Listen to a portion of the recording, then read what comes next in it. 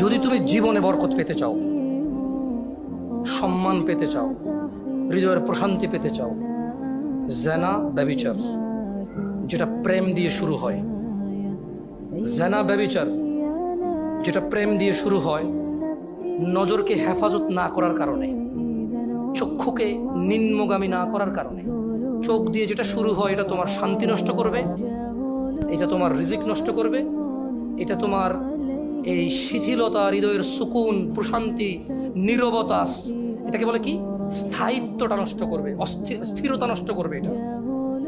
ছোট ভাই, তোমার প্রতি আমার নসিহত, তুমি কে নীল পড়ছে, লাল পড়ছে, কে ছোট পড়ছে, কে বড় পড়ছে, তুমি এগুলা মেজারমেন্ট করার দরকার নাই।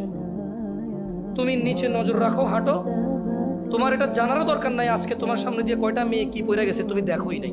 তুমি নিচে হাঁটো, যথাসম্ভব তুমি যতটুকু নিচে দেখে হাঁটা সম্ভব তুমি তোমার চোখকে হেফাজত করো। লজ্জাস্থান হেফাজত হবে, লজ্জাস্থান হেফাজত হলে তোমার হৃদয়ের প্রশান্তি নষ্ট হবে না ইনশাআল্লাহ।